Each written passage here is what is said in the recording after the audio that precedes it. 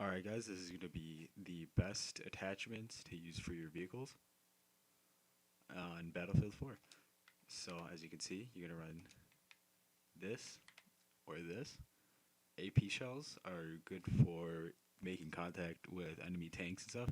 Savage shells are good for if you're going to be a more further back, more of a artillery kind of role rather than up in the face of the enemies. AT shells I just don't recommend. They're not that good. So I run AP. But yeah, Sabit and AP are both good. Next, you want to run either canister or staff shell. Staff shell is good if you have people javelin. Um, if you have someone using a javelin on your team, it's good to bombard them with a staff shell and a javelin. They're most likely gonna blow up and die almost instantaneously. If not, though, run canister shell because it's really good for taking out enemies, enemy infantry. Next, of course, you're going to run active protection. That's by far the best. And then zoom for most maps, the occasional thermal. IRNV is decent, but thermal's better. And then you're going to run, of course, reactive armor. Autoloader is decent. Reactive armor is by far the better choice, though. For your gunner attachment, you're going to run gunner zoom. And then for your gunner upgrade, you're going to run belt feeder because SOFLAM is decent. That's good if you're in a squad with people. So that's a viable choice. And then belt feeder is your best option, though, because less time taken to reload is less time spent not shooting. So you really want to be putting as many bullets as you can out on the field to try and get kills and suppress enemies. So that's why you want to run belt feeder, of course. Next, you're going to run the 25mm HE shells. I would run canister shells, but they're just not that effective against enemy armor. So it's alright, but yeah. Zuni rockets, of course. Coaxial is decent, but you have your main cannon shells.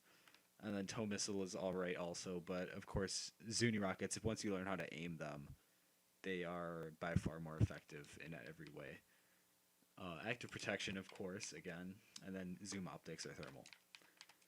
And then, of course, again, reactive armor. You're going to notice a trend. A lot of my tanks have the same kind of setup, and I've been using these setups basically since Battlefield 3. Of course, there's different things on Battlefield 3, but it's just the general idea.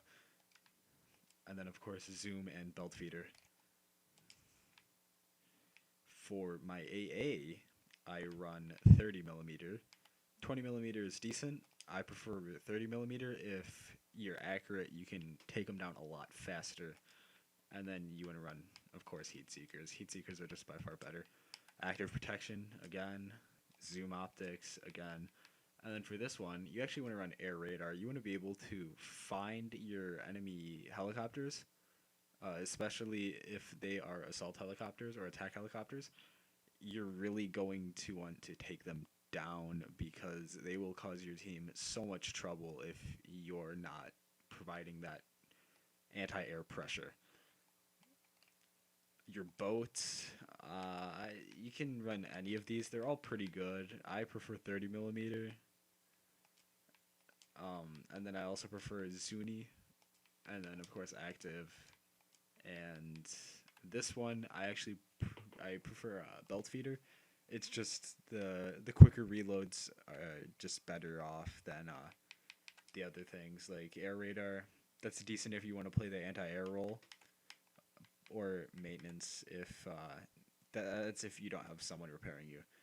So yeah, you really want to go with that. For stealth jets, I run 25mm. 30mm seems to fire too slow for me. 20mm just doesn't do enough damage. So of course you're going to want to use heat seekers on stealth jets, as stealth jets are more geared towards dogfights and air-to-air combat. So then ECMs and belt feeder. Scout helicopters, 25. Actually laser guided. I was gonna say heat seekers. Heat seekers are okay on scouts if you're on really large conquest maps. For example, Silk Road, where you're going to be facing a lot of enemy helicopters and a lot of enemy air opposition, I should say. Um, that's a good it's a good usage then. If not, I recommend laser guided. Laser guided gives you the ability to pressure armored vehicles trying to move up on your infantry, and it just helps a lot more. And then belt feeder and ECM. ECM is probably the best air what is it, defense mechanism, countermeasure, or as they say, it's literally in my face. Hydra rockets are probably best. Smart rockets are decent, and Zuni are okay, but I just prefer Hydra.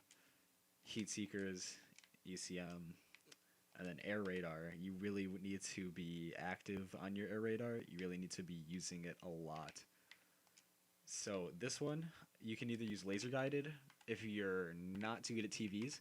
Laser guided is what my friend uses. He's not the greatest with TVs, and that's why he uses it, like I said. Um, it's pretty good if you have someone on your team SOFLAMing. As previously said, you really want to use these with SOFLAMs along with staff shells. Staff shells do really well with SOFLAMs. But then TV guided is just overall better if you can aim it and use it effectively. And then belt feeder and zoom optics. Thermal is good on, what is it? Map with the sandstorm. I don't remember. Gulf of Oman, that's it. So your attack jets, you're really going to be using the 30 millimeter because that's the only one. Laser guided is probably your best bet on this one. You can use Hydra rockets. I prefer laser guided though. Heat seekers are decent, but you're not going to be taking out many air vehicles with your secondary weapon as your cannon does a lot of damage and it will drop them quickly. And then of course ECM, and you can either use stealth coating, belt feeder, or gyro stabilizer on this one. I'm going to go with belt feeder. I just, again, find belt feeder. Less time you spend reloading, the more time you have to spend shooting and applying pressure. And then, of course, your transport boats.